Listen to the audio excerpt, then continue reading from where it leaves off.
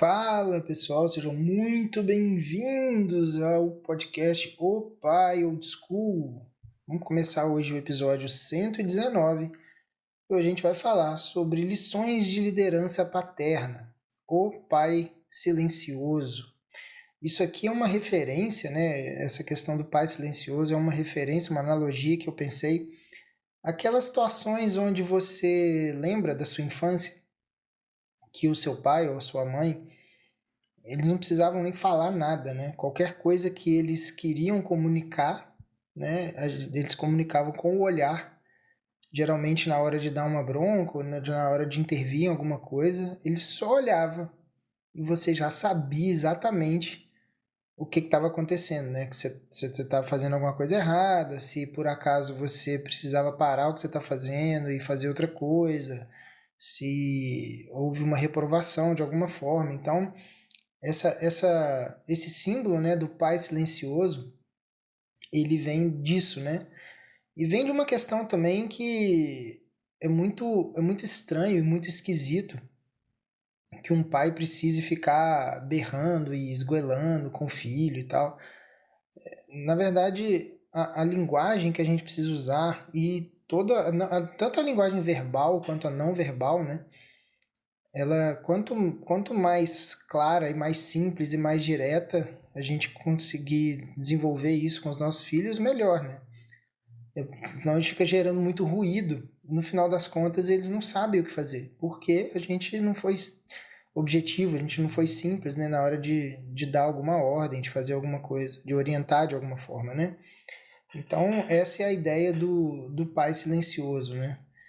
E se você quer realmente dar um passo a mais na sua evolução como homem, marido e como pai, eu sugiro que você se inscreva no QG Old School, que é a minha comunidade fechada de pais, maridos, né, e homens em geral, que tem lá dentro episódios extras, né, que são exclusivos da comunidade. Tem todo o conteúdo, ele está disponível em 3 grandes módulos, né? O primeiro módulo é o nosso universo interior, o seu universo interior, vai tratar do seu desenvolvimento pessoal. O módulo 2 vai falar da nossa vida a dois, né? O casamento, o matrimônio. E o terceiro módulo, o módulo sobre paternidade e legado. Assim, eu acredito que assim a gente vem de dentro para fora, né? A gente vem preenchendo tudo aquilo que a gente precisa para ser um bom pai. É muito difícil falar em ser um bom pai se a gente não se desenvolve como marido também, né? Se a gente não desenvolve certas habilidades como marido. E é muito difícil ser um bom marido se a gente não desenvolve certas habilidades, né, pessoais, né? Nosso desenvolvimento pessoal, ele conta muito nisso daí. E tem tudo isso lá. E você pode acessar com o link aqui na descrição. Você tem acesso a todo o conteúdo por 15 dias, absolutamente gratuito, né? Na verdade, você vai ser cobrado, né, assim que você se inscrever, mas você tem 15 dias para você ouvir lá tudo, consumir tudo que você tem, tudo que você quer, e se não fizer sentido para você, dentro de 15 dias você pede um reembolso e tá tudo certo. O custo é de vergonhosos 30 e poucos reais por mês. Então, ainda tem 15 dias para testar tudo, né? Então, se eu fosse você, já ia lá agora, nesse momento, clicava lá no link da descrição e fazia o seu cadastro, sua inscrição lá no QG Old School, né? Então, vamos seguindo com o nosso papo aqui. Quando a gente ouve falar de liderança, né? Qual que é a primeira coisa que a gente imagina na hora de liderar uma pessoa? Geralmente esse papo de liderança ele vem muito no ambiente corporativo, né? O que é um líder no ambiente corporativo? É uma pessoa que consegue ter um certo tipo de relação tanto com subordinados quanto com os próprios chefes, né? Toda a cadeia produtiva ali, você, né, se é uma empresa grande, você costuma ter pessoas abaixo de você e pessoas acima de você e pessoas no mesmo nível que você. Então a ideia de ser um líder ele vem de gerar algum tipo de conexão que você consiga influenciar essas pessoas, né? Para aquilo que você gostaria de fazer, para os projetos que você quer desenvolver, para aquilo que as pessoas precisam seguir, né? Quando você fala. para os seus liderados, digamos assim. Então, a ideia de que um líder, ele precisa, primeiro de tudo, ele precisa de um ambiente propício, né? Se a liderança não for estimulada ou se ela for feita da forma errada, se o seu líder não te der condições de tentar liderar a sua equipe da melhor forma, você não vai conseguir ser um bom líder. E criar conexão com essas pessoas também vai criar um ambiente propício para que você consiga fazer isso. Quando a gente transporta isso para dentro da nossa casa, a gente pensa no ambiente, né? A gente pensa em todo o funcionamento da nossa casa.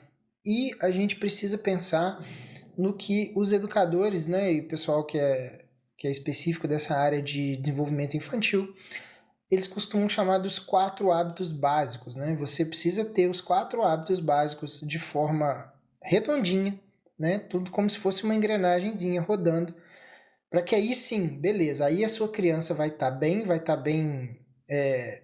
fisicamente, mentalmente, vai estar tranquila, vai estar com tudo aquilo que a gente precisa, né? Tudo bem organizado, e aí sim você consegue agir no sentido de orientar essa criança.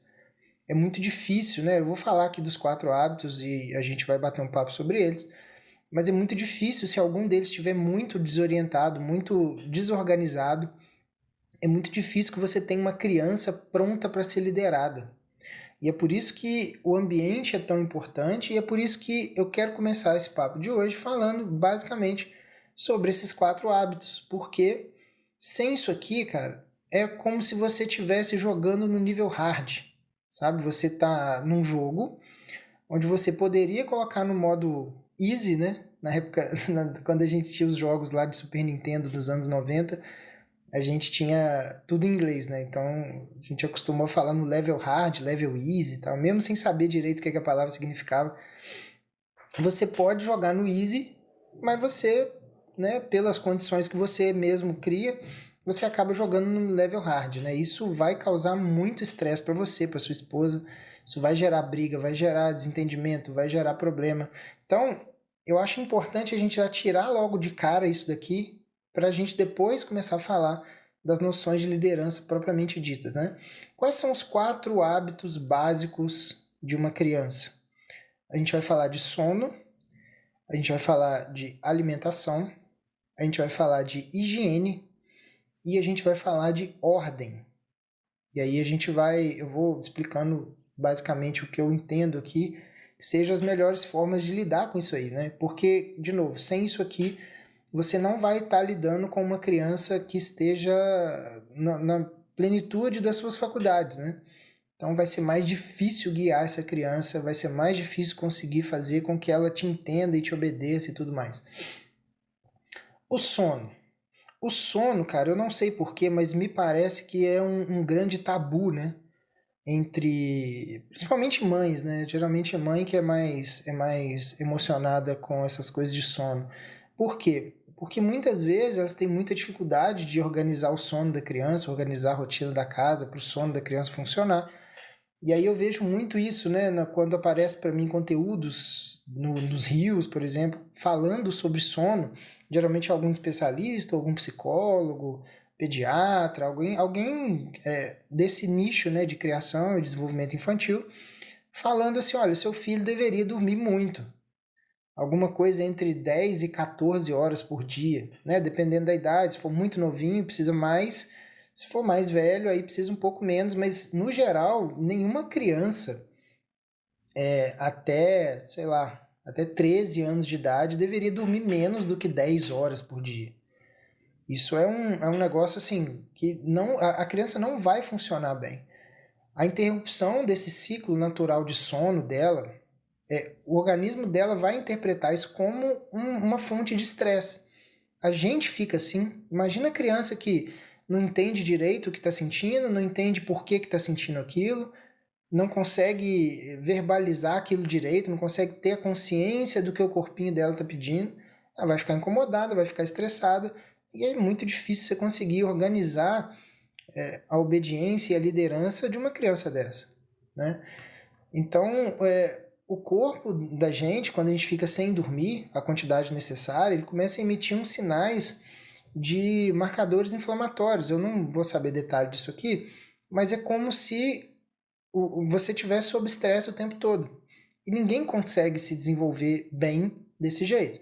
Então tem uma tabelinha que você consegue achar no Google aí, de a hora, o tempo de sono recomendado para cada faixa etária. Eu recomendo que você procure isso se você tem esse tipo de problema, né, tem esse tipo de preocupação, e tente buscar isso daí, né, somando as horas de sono da noite e da soneca da tarde, se seu filho ainda faz, tem que dar bastante, tem que dormir bastante. E aqui em casa eu sou famoso por ser chato para um cacete em relação ao horário de dormir dos meninos, né? Eu tenho até que me policiar para ser menos chato. Porque é claro, né? Tem vezes que, pô, tem uma festa, tem uma comemoração, tá viajando, tem né, um dia diferente. Aí realmente, né, você relaxa um pouco mais, mas isso precisa ser exceção, né? E às vezes eu fico inquieto mesmo quando isso é exceção, né? Mas eu tô aprendendo a levar isso com mais tranquilidade. E eu falei que geralmente as mães elas ficam emocionadas com isso porque às vezes falta um tipo de organização na rotina da casa para conseguir fazer a criança cumprir esse tempo de sono, né? E aí nos comentários desses conteúdos que às vezes aparecem para mim, sempre tem um monte de mãe assim muito ofendida, falando assim: "Ai, mas é porque você não sabe as dificuldades que eu tenho. Ah, mas você não sabe como é minha vida. Ah, mas você não entende a minha realidade, porque na minha vida não sei o que lá." Geralmente culpando o pai, geralmente ou porque o pai é meio ausente, ou porque o pai, né, largou e separou e ela é sozinha e tudo mais. Tem uma razão de ser, né, nesse tipo de reação da mãe, mas o fato é que se a criança não dormir o que precisa, ela vai ter um desempenho pior do que deveria. Ponto. Né? A natureza das coisas é essa. A natureza não liga se a sua realidade é difícil, ou se não sei o que, se não sei o que lá. As coisas são como são. Então, o ideal é que você consiga organizar isso, né? E consiga fazer o seu filho dormir o quanto ele precisa, né? E a gente, como pai, obviamente, a gente é parte da rotina da casa, a gente precisa não só facilitar para que isso aconteça, mas ajudar ativamente, né?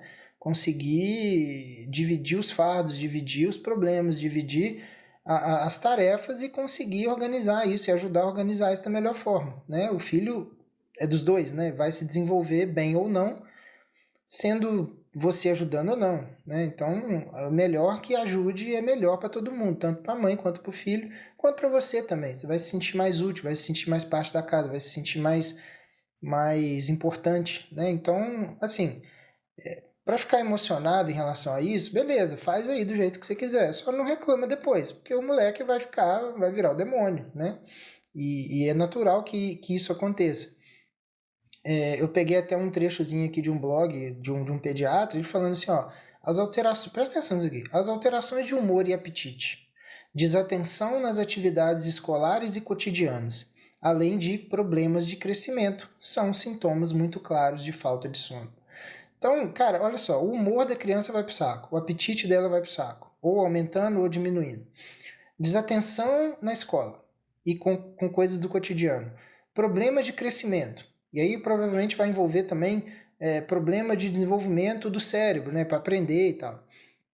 E tem um ponto também muito importante, é que essa desatenção que a privação do sono às vezes leva, ela pode virar, né, se a pessoa se for acumulando durante muito tempo, pode virar eventualmente até uma suspeita, um diagnóstico errôneo de TDAH, por exemplo. Né? A criança não tem atenção, obviamente ela não tem atenção, mas não que ela tenha uma condição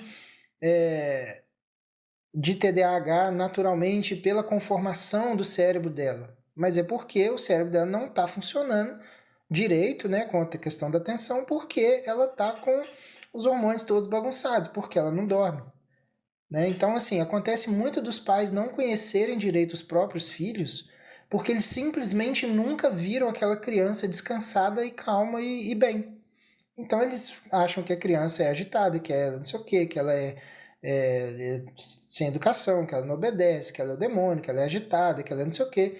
Obviamente, uma criança sem dormir vai ficar nessas condições permanentemente e todo mundo sofre com isso. Então, eu recomendo que você foque nisso, converse com a sua esposa e organizem isso de uma forma boa para todo mundo. O segundo hábito importante é a alimentação, né? E aí, quando a gente fala de alimentação, a gente está falando de comida de verdade.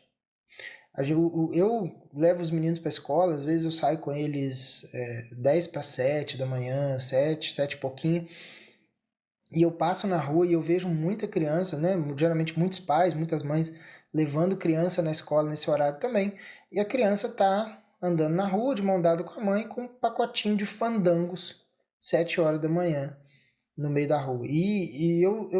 Cara, pra mim isso é um negócio que é completamente inconcebível. Eu, né, não tem necessidade de uma criança estar comendo fandango 7 horas da manhã. E aí você pensa em outras coisas, né? Às vezes passa na padaria para comprar pão, tá lá a criança com o pai ou com a mãe, e aí passa no caixa para pagar, vem aquele monte de bala, pirulito, chocolate, chiclete, aquele monte de coisa que fica ali, e aí a criança vai pedindo, o pai, né, vai dando e tal, e a criança tá que já comeu um monte de merda, né? Geralmente algum bolo lotado de chocolate, aí toma todinho. Eu não consigo conceber por que é que um, por que é que um pai ou a mãe dá um todinho na mão do filho, que aquilo é a mesma coisa de você encher a mão de açúcar. Você pega a sua mão assim inteira, enche a mão de açúcar, enfia na goela da criança. Mas é basicamente isso que você está fazendo. Eu nunca consegui entender. O todinho é um negócio para mim que não é um erro da Matrix, assim, é um negócio que não faz sentido nenhum. Para criança, obviamente, né, faz um mal danado, não acrescenta em nada, é só vício, vai virar um cracudinho, né, atrás de açúcar, açúcar, açúcar. E para o adulto também é uma coisa bem ridícula, né? Ou aquela caixinha pequenininha assim, com aquele canudinho pequenininho, aí tá um adultozão grandão, com a caixinha na mão, assim, com aquela porra na boca, assim, chupando o canudinho. Uma cena meio bizarra, assim, eu acho todinho uma das coisas mais escrotas que já inventaram no mundo. Mas enfim, uma criança que tem, né, contato com esse tipo de comida mais do que a exceção, né? Uma coisa é, igual eu falei do sono, né? Exceção, beleza, tem dias que são exceção, mas a maioria das pessoas leva a exceção como regra, né? E aí tem aquele mito do paladar infantil, né? Não, eu tenho paladar infantil, ou meu paladar é muito infantil. Botaram na cabeça que é normal uma criança ficar comendo doce o tempo inteiro. Não é que o paladar infantil favorece comer doce. É que a criança, quando ela vai sendo alimentada com um monte de doce, bala, chiclete, não sei o que, pirulito, ela gosta, né? Obviamente, aquele açúcar dá prazer para ela. Então ela vai querer sempre. E como você, no geral, né, os pais que dão muito doce para criança, geralmente são pessoas que não têm uma opinião muito firme assim sobre alimentação, né? Geralmente eles vão deixando, eles nem queriam muito deixar, né? Às vezes sabe que faz mal e tal, mas não tem energia, não tem pulso, não tem autoridade para ficar brigando com a criança toda hora. Então acaba dando para ter sossego, né? Só que eles esquecem que quem incutiu esse hábito previamente na criança foram eles mesmos, né? Aqui em casa a gente tem muito orgulho de nunca ter dado uma bala, um chiclete, um pirulito para os meninos, né? Biscoito, fandangos, batata Ruffles, essas porra, todinho. Isso nunca entrou aqui em casa e se entrar, na hora que eu ver, eu jogo fora. Porque não é para ter isso em casa, né? O Rafa, a última vez ele foi no pediatra, foi até meu pai que levou lá na nossa cidade, né? Ele tava lá, ficaram lá uma semana de férias e tal. Meu pai acabou levando lá no pediatra pra fazer uma consulta lá. E aí no final o pediatra deu um pirulito pra ele. Eu não sei pra quê também, né? Que as pessoas têm mania de enfiar doce em criança, né? Ah, não, comportou bem? Toma aqui um pirulito que você merece. Peraí, então ela se comportou bem, o que ela ganha é açúcar? É isso mesmo? É uma cultura meio idiota que a gente tem, mas deu, né? Vou fazer o quê? Deu. E aí o Rafa pegou aquilo, pôs na boca e falou: Eca, muito doce. Então, assim, eu geralmente, às vezes, as pessoas na maior boa vontade, né? Às vezes eu tô na padaria com os meninos, e geralmente essas tiazinhas que trabalham em padaria são muito educadas, né? Muito, muito simpáticas e tal. Às vezes quer pegar um biscoito daqueles de chocolate e dar. Fala, não precisa não, obrigado e tal, eu recuso. Mas às vezes acaba dando, né? E acontece isso, a criança vai viciando porque aquilo é gostoso. O açúcar ele tem um potencial de ativar uma região de prazer no cérebro que é bem conhecido isso, né? Esse mecanismo. Então, quanto mais você der, mais ela vai querer, ela vai virar de fato um cracudinho, né? Eu vi outro dia uma pesquisa de um perfil gringo, assim, era um pediatra gringo comentando num podcast que fizeram uma pesquisa com algumas crianças, né, acompanhando durante um ano. Pegaram um grupo de controle, né, que deram comida normal para criança. O outro grupo deram mais ou menos a mesma alimentação, mas acrescentaram um ovo. Todo dia a criança comia um ovo cozido. Acompanhando durante um ano aquelas crianças, descobriram que as crianças que comiam um ovo a mais, né, além da alimentação normal, mas um ovo a mais do que a comida, elas tinham uma média, em média, 15 pontos a mais de QI, né, no final do ano, do que aquelas crianças que não comeram ovo. Então, eu desconheço coisa mais simples e mais prática e mais barata de se preparar do que um ovo. Né? Começa fazendo isso, os meninos aqui em casa adoram. Sempre que eu fico sozinho com eles aqui no fim de semana, eu acordo, o café da manhã da gente é ovo, eles adoram. Então, assim, fica de olho na alimentação, porque muitas vezes é a próprio pai, a própria mãe que estão destruindo a saúde da criança. E aí, obviamente, ela não vai ter nutriente, né, no corpo. E aí, se ela sem nutriente, ela vai ficar fraca, vai ficar... não vai ter como a cognição dela funcionar direito, não vai ter como... Ela vai estar desnutrida, né, obviamente. Mesmo que esteja obesa, ela vai estar sem os nutrientes que ela precisa. E aí vai ficar difícil de você conseguir liderar uma criança dessa, porque ela vai estar sempre na fúria e na ânsia de ficar comendo açúcar, e isso vai ser ruim para todo mundo, novamente, né? O terceiro hábito básico, né, é a higiene. Aí não tem muito o que falar, é limpar e dar banho com frequência, né, obviamente. Mas tem algumas coisas importantes, assim, como por exemplo cortar as unhas, né? A criança, se ela for uma criança relativamente normal, ela vai brincar muito com as mãos, né? Botar a mão no chão, botar a mão nas coisas e tal, brincar em terra, pegar pedra, jogar as coisas para cima e tal. E aí é importante, e às vezes é uma coisa que, às vezes eu esqueço, por exemplo, às vezes de pegar e cortar a unha dos meninos, porque você não lembra, né? Você fica olhando a mão do menino. E às vezes acontece de estar brincando com eles assim, eles vão me arranham. Aí o meu primeiro ímpeto é o quê? Ficar puto, né? Porque, pô, cuidado aqui, tá me arranhando e tal. Agora que eu vou lembrar, eu falo, porra, quem não cortou a unha fui eu, né? Então, brigando com o menino por causa de um negócio besta que eu deveria ter resolvido, né? Então, assim, lavar as mãos com frequência, cortar as unhas, tomar banho todo dia, escovar dente com frequência e tudo mais. Tudo isso aí vai fazer parte da higiene, não tem muito o que falar. A criança, se ela não tiver limpinha, né, e com a sensação de estar limpa, ela vai dormir mal, ela vai ficar incomodada, vai ficar irritada. A gente acontece isso, né? Às vezes, aqueles dias estão muito frios, você chega em casa muito cansado, não sei o que você só deita no sofá e dorme. Você sabe que aquilo é ruim, né? E aí no outro dia você acorda, a primeira coisa que você faz é tomar um banho, não sei o quê, meio que para restaurar a sua dignidade, né? A criança precisa da dignidade dela sempre restaurada, e quem tem que fazer isso é a gente. Ela não pode fazer sozinha, dependendo da idade, né?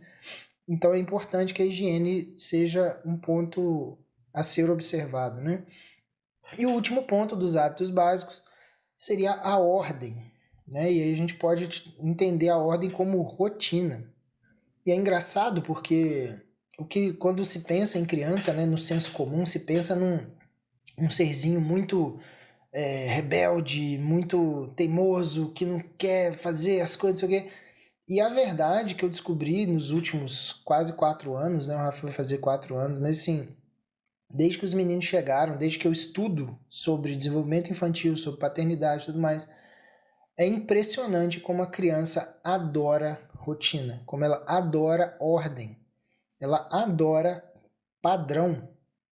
A criança, ela ama saber o que vai acontecer em seguida e ver aquilo de fato acontecer. A criança, ela não sabe olhar a hora, ela não sabe que horas são, que tal hora ela vai fazer isso, isso, isso, mas ela entende sequências. Ela entende uma ordem de coisas acontecendo ao longo do dia. E para ela é uma forma de segurança. Toda criança se sente segura e protegida pela rotina. É impressionante como os pais não sabem disso. É impressionante. Toda pessoa que eu conheço que tem uma rotina bem rígida e bem feita certinho, com as crianças principalmente, sabe a tranquilidade que é ter filho. Eu não conheço nenhuma pessoa que leva isso a sério e que reclama dos filhos, que os filhos são desobedientes, que os filhos são não respeitam, que não sei o que teima, blá blá blá blá. E aí é claro, né? Isso vai ser um alívio danado para os pais. Se a criança ela sabe, ela tem segurança do que vai acontecer no dia dela, o alívio para os pais, porque os pais também ficam muito mais tranquilos, né? Uma analogia que eu ouvi uma vez e que eu acho muito boa é que a rotina é como se fosse você caminhar numa ponte, né? Uma ponte muito alta, assim, com um abismo enorme lá embaixo. Imagina que você precisa atravessar essa ponte e essa ponte ela não tem as laterais. Ela é só o chão, assim, ó. E aí, por mais que você saiba que você está protegido ali pela ponte, dá uma certa aflição, uma certa insegurança olhar para o lado e ver aquilo tudo aberto, né? É como se você tivesse sob risco o tempo todo. Você fica aflito, você fica ansioso, você não sabe direito. Bate um vento ou alguma coisa, você tropeça, você cai para o lado, né? E você morre. A rotina e a ordem é como se fossem umas muretas laterais que você levanta e aí te dá muito mais tranquilidade para atravessar a ponte. Você percebe que é a mesma ponte, a mesma altura, é mesmo tudo. Mas você tem uma segurança que aquele caminho ali vai te guiando, né? E sem ela você fica aflito, você fica incomodado com aquilo, né? Então, o ideal é você conseguir ter mais ou menos a mesma rotina todos os dias.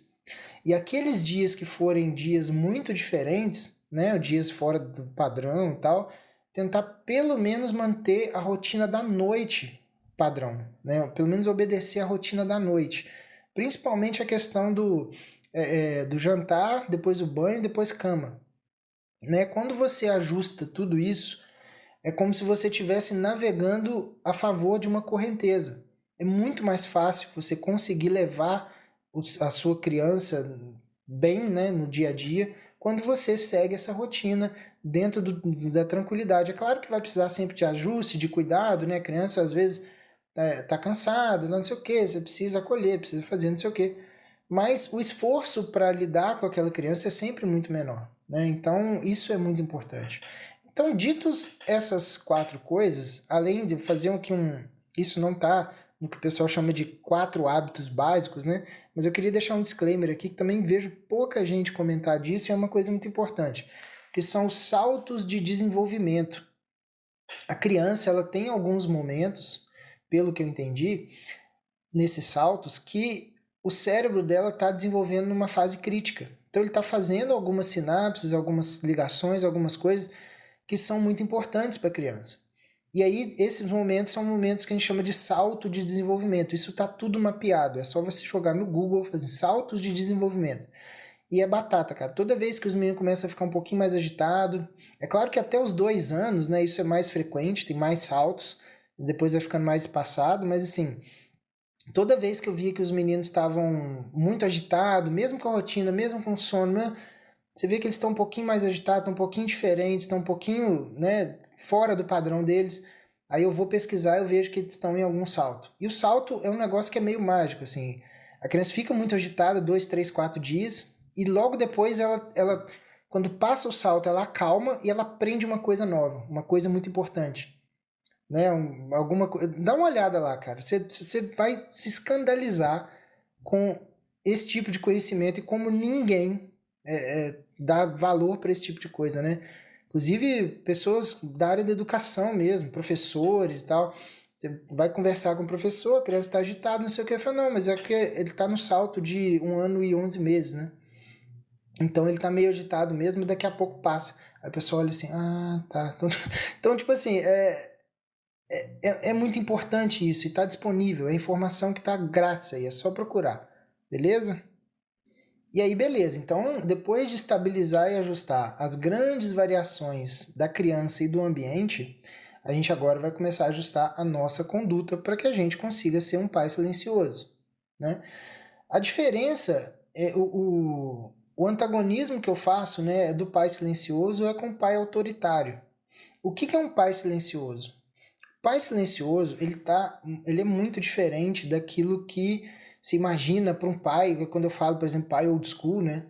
O pessoal tem mania de achar que, tipo assim, pois é, tem que ser old school, tem que gritar com a criança e mandar calar a boca, tem que não sei o que, tem que botar moral e não sei o que, blá blá blá blá. E não é bem isso, né? Não é bem isso que funciona, né? Esse, na verdade, é o pai autoritário, que ele é uma figura clássica antiga, né? Hoje em dia, os pais foram pro outro lado, né? Foram o pai frouxo, né? Que a gente chama de mãe de barba, que é o pai que quer ser o legalzão, quer ser o amigão, quer ser o parça, quer ser o brother e tal. Então, já é um outro extremo, né? Mas aí você tem esse extremo do pai brother, né? Do pai meio frouxo. Você tem o pai autoritário, que é o que se fazia, sei lá, 100 anos atrás. E aí, nesse meio termo, você tem o pai silencioso, que é o quê? Você, ao invés de ter uma postura mais arrogante do pai autoritário, você vai ter uma abordagem muito mais humilde e com um tom de voz calmo. Tá? Você não precisa, o seu filho ele não é surdo. Se ele não está te obedecendo, provavelmente não é porque ele não ouviu, é porque ele entende que tem outras coisas mais importantes para ele fazer, porque talvez você não explicou para ele a importância daquilo que você quer. Então, ser humilde a ponto de explicar para a criança ela entende, cara. A gente acha que criança é um bicho burro, a criança ela entende o que a gente quer. E aí só que às vezes você precisa explicar com um pouco mais de calma, ter um discurso um pouco mais assertivo no sentido assim de sem ruído, falar claramente o que você precisa e não ter preguiça de falar várias vezes. A criança às vezes demora para entender completamente uma ordem, né? Então essa abordagem humilde, com um tom de voz mais calmo, vai trazer tranquilidade para a criança. Ela não vai conseguir absorver nada se você aumentar o seu tom de voz. Então isso já é o primeiro ponto. O segundo ponto, que é a diferença entre o pai autoritário e o pai silencioso, é que o pai autoritário é cabeça dura demais. Só o que ele acha vale. Já o pai silencioso, ele sabe a hora de ser flexível, a hora de fazer concessões. É óbvio que dentro de uma margem, né? Você não vai fazer concessão com tudo e ser flexível com tudo e relativizar tudo. Perceba que os 4 hábitos, por exemplo, eles são inegociáveis. Mas existem formas de você explicar e fazer a criança cumprir isso. Então, ser flexível, principalmente no tom, né? Na hora de usar argumentos com os filhos, principalmente se seus filhos são muito diferentes, né? Tem um temperamento muito diferente, você vai precisar ser flexível na hora de convencer cada um deles, mostrar cada um deles e conseguir fazer com que eles obedeçam, né? Então, isso é muito importante. O pai autoritário também ele é soberba do início ao fim, né? Ele tem a noção de que só ele está certo. Isso é muito claro nos pais antigos, né? É porque eu falei, pronto. Quantas vezes vocês já ouviram a expressão que às vezes me dá até um arrepio de ouvir, mas é uma expressão muito comum de antigamente, foi assim, eu bati no meu filho, não sei o quê, ele pode não saber porque que ele está apanhando, mas eu sei porque que eu estou batendo, né? Então, é um tipo de soberba, assim, foda-se, né? O pai silencioso, ele tem um pouco mais de noção de que ele precisa ouvir outras opiniões, inclusive a opinião dos filhos, né? Acontece muito aqui em casa, por exemplo, os meninos eles ficam brincando antes de dormir, né, quando chega da escola. Acontece muito, o Rafa já tá maiorzinho, já vai fazer 4 anos. Ele tá colorindo alguma coisa, tá muito empolgado ali, concentrado, focado. Eu tô vendo que ele tá empolgado com aquilo ali. Ele tá colorindo, fala, filho, agora ó, deu a hora, vamos tomar banho e tal. Ele, não, papai, pera aí só mais 10 minutos, eu tô terminando aqui. Que adianta eu pegar o moleque e falar, não, é agora, porra, não sei o que, catar ele. Cara, calma. Beleza. Ele tá fazendo um negócio construtivo, uma atividade bacana, que ele se interessa, uma coisa que vai ajudar a coordenação motora dele, depois na alfabetização dele, vai ajudar, né, a questão da pega no lápis e tal, a questão do exercitar os músculos aqui do antebraço, tudo isso vai fazer bem para ele.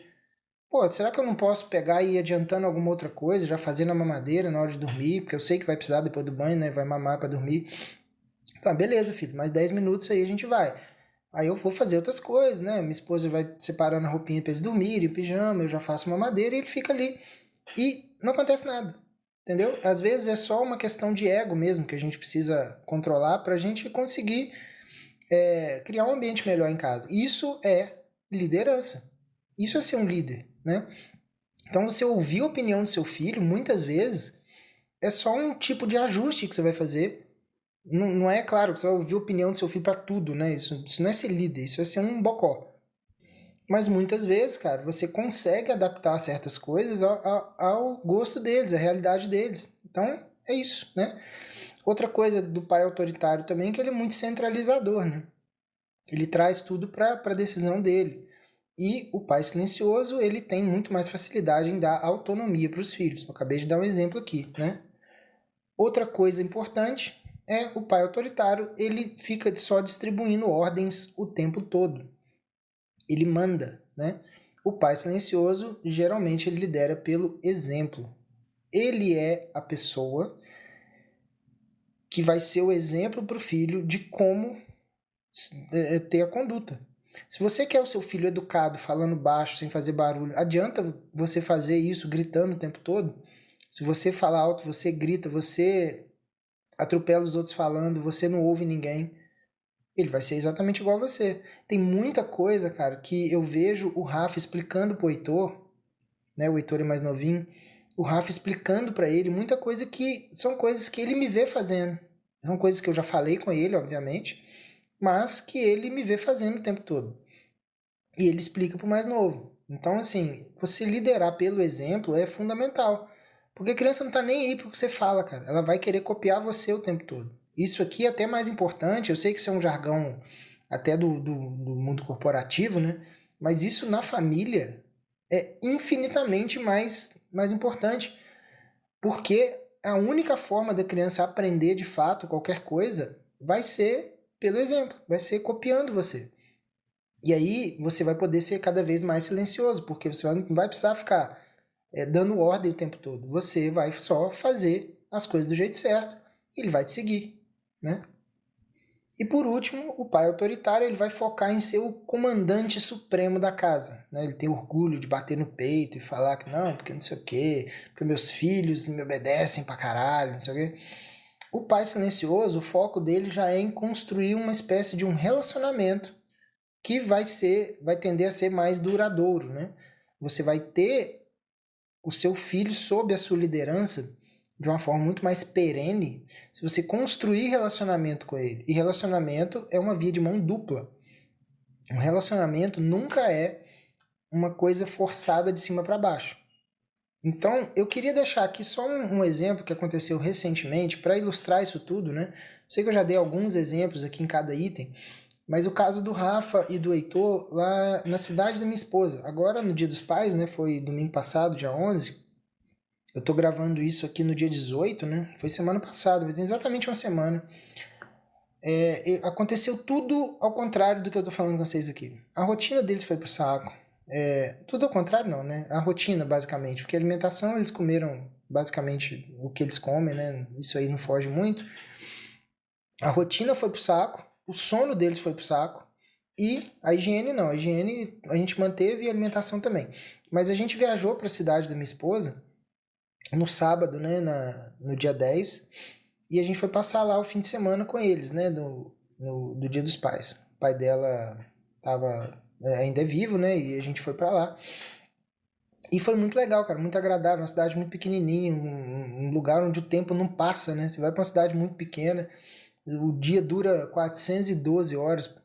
E aí a gente chegou lá, os meninos não dormiram no sábado, viajaram, ficaram o tempo inteiro na cadeirinha, no carro, desagradável e tal. O Rafa às vezes passa mal, dessa vez ele não passou, mas a gente teve que parar o carro várias vezes. Então, assim, uma distância que daria um pouquinho menos de 2 horas de carro, deu 2 horas e meia, 2 horas e 40. E esse tempo no carro com criança, e aí vai dando fome. A gente não costuma dar muita comida para eles antes de viajar, exatamente por causa de vomitar e tal. Aí chegaram lá, não dormiram no sábado, de tarde, né? E aí, quando não dorme assim, geralmente a gente bota eles pra dormir 6, 6 e meia, máximo 7 horas da noite, porque eu sei que eles precisam muito de sono e eles já pedem, né? Porque realmente eles vão ficando desgastados. E aí, beleza, dormiram cedo e tal, mas não é a mesma coisa, né? Porque não descansaram de tarde, brincaram o dia inteiro, mas brincaram, correram, subiram escada, e foram na rua, e não sei o que, e foi ver boizinho, e brinquedo, e joga bola, e corre atrás dos outros e tal. Completamente esgotado, coitado. E aí dormiram cedo no sábado. No domingo, levantaram pela rotina, né? Levantaram 5h30, 6 horas. Perdão, minha voz está falhando aqui. Mas acordaram domingo cedo e a gente tinha plano, né? Falei, pô, vamos sair com os meninos, vamos dar uma volta e tal. E aí foi dando 9 e pouco, eles acordaram 5h30. Foi dando 9 e pouca, começou a ficar meio esquisito, começou a ficar meio irritado, começou não sei o quê. Aí, 9h30 mais ou menos, o Rafa começou a chorar do nada. Do nada, assim. Começou a falar umas coisas que ele geralmente não fala, começou a reclamar e começou a chorar, à toa, assim. E aí, cara, o que que um pai autoritário faz numa hora dessa? Assim, cala a boca, menino, fica quieto, tem que obedecer, bababá, bababá. O que que eu fiz, cara? Eu fiz questão de acolher ele. Por quê? Porque eu sabia que ele não estava no normal dele. Eu sabia que ele estava com sono atrasado, sabia que ele estava fora da rotina, apesar dele se sentir muito em casa lá, também não é a casa dele. Então, assim, é um ambiente que ele, por mais que ele se sinta bem, assim, que ele fica bem mesmo, cara. Ele chega lá, pega os brinquedos e fica. Mas a gente sabe que é diferente. Então a primeira coisa que eu precisava fazer era explicar para ele por que que ele estava sentindo daquele jeito. Ele não tem capacidade de entender por que que ele está triste, por que que ele está chateado, por que que ele está agindo daquela forma. Ele não tem, a criança não tem, ela não consegue identificar. Ah, estou assim porque minha rotina, né? Ele não sabe. O que que eu fiz? Peguei ele no colo, ele chorando, e a primeira coisa, né, acalmar ele. Filho, calma e tal.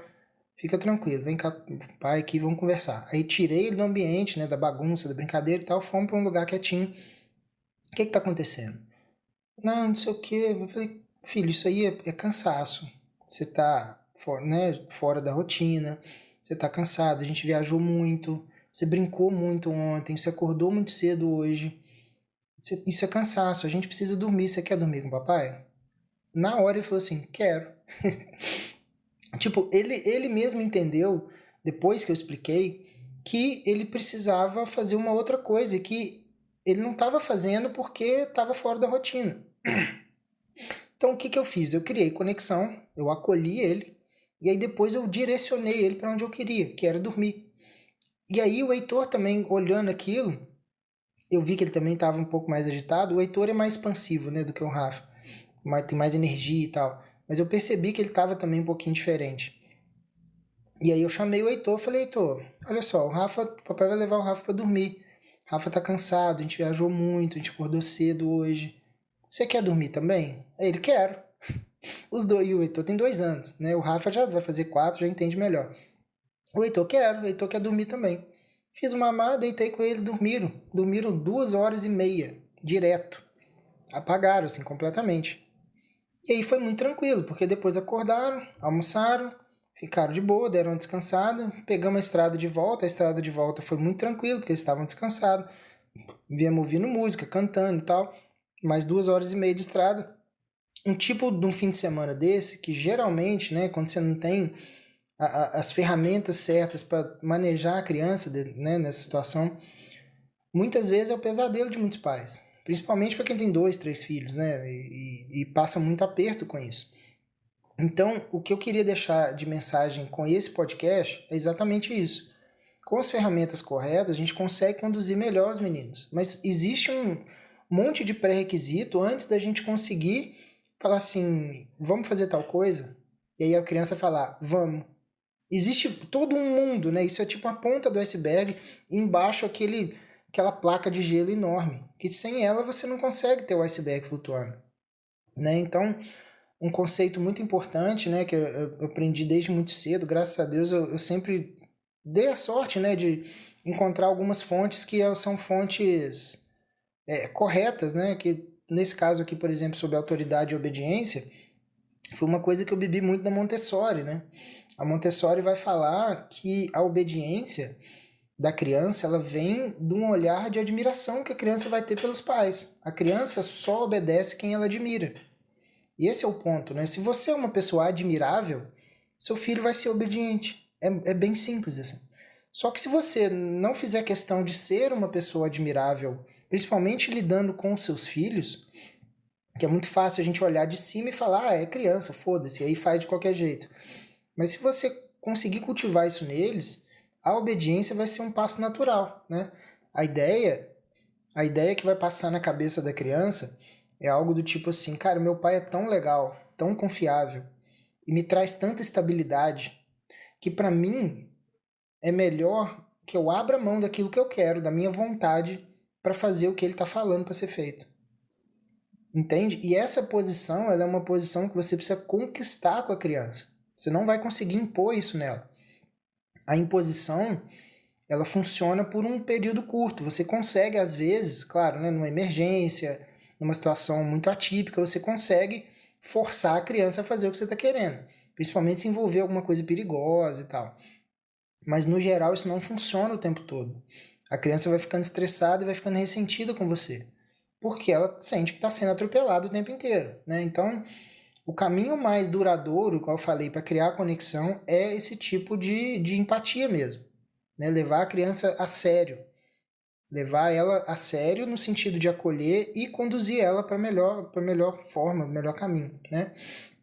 E nesse momento eu estou preparando uma aula com muito mais detalhe sobre essa parte do pai silencioso e dessa liderança paterna lá no QG Old School, com os conceitos muito mais aprofundados e tal, e com até um passo a passo para você seguir para chegar nesse ponto. Né? E se você tem interesse em aprender um pouco mais sobre isso, é só você clicar no link aqui embaixo. Né? Vai estar aqui o QG Old School, se inscreve lá. Como eu disse, né? Você tem 15 dias para testar e ver se você gosta. Se você não gostar, pede o reembolso, tá tudo certo. Se você gostar, são 30 e poucos reais por mês. E você vai ter acesso ao conteúdo todo. É a única plataforma que eu conheço focado em desenvolvimento, né, no seu desenvolvimento como homem, como marido e como pai. Beleza? Vou ficando por aqui. Muito obrigado e até a próxima.